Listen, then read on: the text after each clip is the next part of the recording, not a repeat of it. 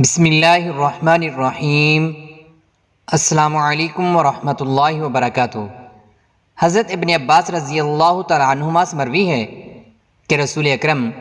صلی اللہ تعالیٰ علیہ وآلہ وسلم نے فرمایا، جو جمعہ کے بعد 100 مرتبہ سبحان اللہ العظیم و بحمدہ پڑھے گا، اس کے 1 لاکھ اور اس کے والدین کے 24,000 گناہ معاف ہو جائیں گے۔ حضرت عبداللہ بن عمر رضی اللہ تعالیٰ عنہما روایت کرتے ہیں کہ ایک شخص حضرت صلی اللہ علیہ وآلہ وسلم کی خدمت میں حاضر ہوا اور اپنی تنگ دستی کا شکوہ کرنے لگا، تو آپ صلی اللہ علیہ وآلہ وسلم نے اس آدمی سے فرمایا، کیا تمہیں وہ تسبیح بھول گئی ہے جو ملائکہ کی تسبیح ہے، تمام مخلوقات کی تسبیح ہے، اسی کے ذریعے سب کو رزق دیا جاتا ہے۔ حضرت عبداللہ بن عمر رضی اللہ تعالیٰ عنہما نے عرض کیا، یا رسول اللہ صلی اللہ علیہ وآلہ وسلم، وہ کون سی تسبیح ہے؟ آپ پہلے ٹیک لگا کر تشریف فرما تھے تو آپ صلی اللہ علیہ وآلہ وسلم سیدھے ہو کر بیٹھ گئے اور آپ نے فرمایا، اے ابن عمر، صبح صادق کے طلوع ہونے کے بعد سے لے کر نماز فجر تک کے درمیان یہ کلمات سبحان اللہ و بحمدہ، سبحان اللہ العظیم، استغفر اللہ 100 مرتبہ پڑھ لو تو دنیا تمہارے پاس ناک رگڑتی ہوئی آئے گی، اور اللہ تعالیٰ ہر اس کلمے کے بدلے جو تم کہو گے ایک فرشتہ پیدا فرمائیں گے جو قیامت تک تسبیح بیان کرتا رہے گا،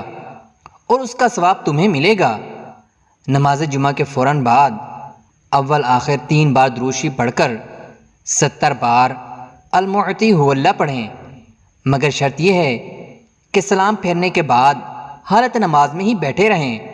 اور کسی قسم کی کوئی گفتگو اور کسی دوسرے کام میں مصروف نہ ہوں، بلکہ اپنی توجہ اسی عمل کے جانب رکھیں، ورنہ عمل کی تاثیر جاتی رہے گی۔ پڑھ کر دعا کریں، یہ عمل ہر جمعہ کو مسلسل کریں، انشاءاللہ تعالی رزق کا معاملہ حل ہو جائے گا۔ اسی طرح حضرت جویریہ رضی اللہ تعالیٰ عنہ بیان کرتی ہیں کہ حضور نبی اکرم صلی اللہ علیہ وآلہ وسلم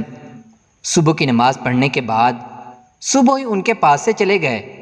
اور وہ اس وقت اپنی نماز کی جگہ پر بیٹھی تھیں۔ پھر آپ دن چڑھے تشریف لائے اور وہ وہیں بیٹھی ہوئی تھیں۔ آپ صلی اللہ علیہ وآلہ وسلم نے فرمایا، کیا جس وقت سے میں تم کو چھوڑ کر گیا ہوں تم اسی طرح بیٹھی ہوئی ہو؟ حضرت جویریہ رضی اللہ تعالیٰ عنہ نے عرض کیا، جی، تو نبی اکرم صلی اللہ علیہ وآلہ وسلم نے فرمایا، میں نے تمہارے بعد یعنی تم سے جدا ہونے کے بعد 4 ایسے کلمات 3 بار کہے ہیں کہ جو کچھ تم نے صبح سے اب تک پڑھا ہے، اگر اس کا ان کلمات کے ساتھ وزن کرو تو ان کلمات کا وزن زیادہ ہوگا۔ وہ کلمات یہ ہیں، سبحان اللہ و بحمدہ عدد خلقہ ورضا نفسہ وزینت عرشہ ومداد کلماتہ۔ اللہ کی حمد اور تسبیح ہے اس کی مخلوق کے عدد، اس کی رضا، اس کے عرش کے وزن اور اس کے کلمات کی سیاہی کے برابر۔ حضرت اسماء بنت یزید انصاری رضی اللہ تعالیٰ عنہ سے روایت ہے کہ انہوں نے عرض کیا، یا رسول اللہ صلی اللہ علیہ وآلہ وسلم،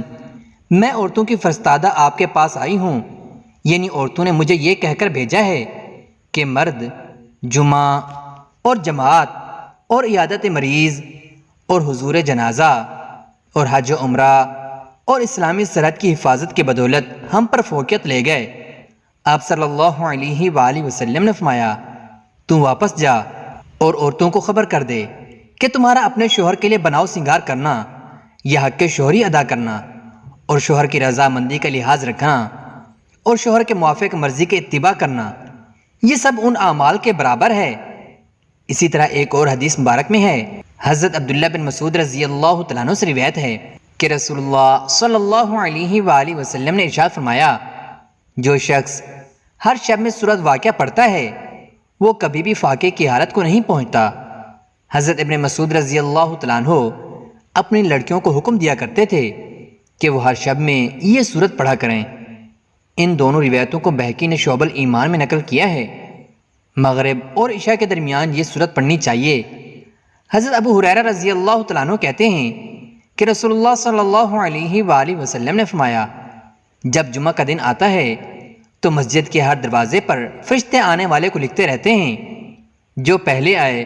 اس کو پہلے لکھتے ہیں، اور جب امام خطبے کے لیے بیٹھ جاتا ہے تو وہ اعمال ناموں کو لپیٹ لیتے ہیں اور آ کر خطبہ سنتے ہیں۔ جلدی آنے والا اس شخص کی طرح ہے جو اللہ تعالیٰ کی راہ میں ایک اونٹ صدقہ کرتا ہے، اس کے بعد آنے والا اس شخص کی طرح ہے جو ایک گائے صدقہ کرتا ہے، اس کے بعد آنے والا اس شخص کی مثل ہے جو مینڈھا صدقہ کرے، پھر اس کی مثل ہے جو مرغی صدقہ کرے، پھر اس کی مثل ہے جو انڈا صدقہ کرے۔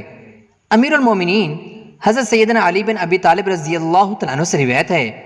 کہ حضور نبی کریم صلی اللہ علیہ وآلہ وسلم نے ارشاد فرمایا، جس شخص نے جمعہ والے دن سورۃ کہف کی تلاوت کی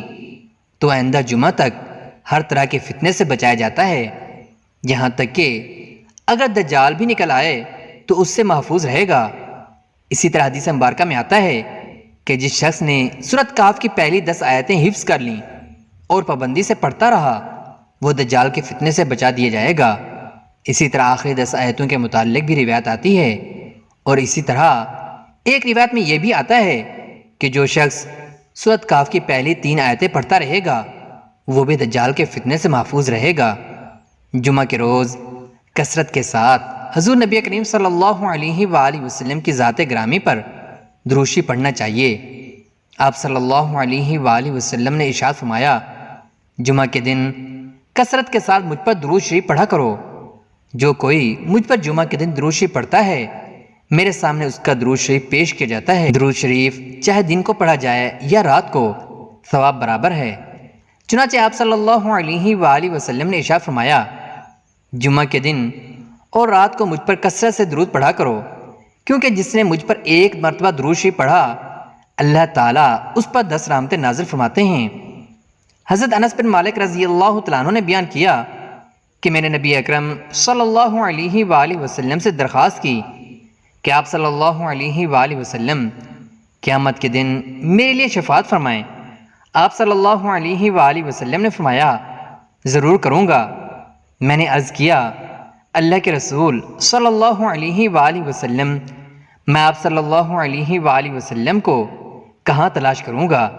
آپ صلی اللہ علیہ وآلہ وسلم نے فرمایا، سب سے پہلے مجھے پل صراط پر ڈھونڈنا۔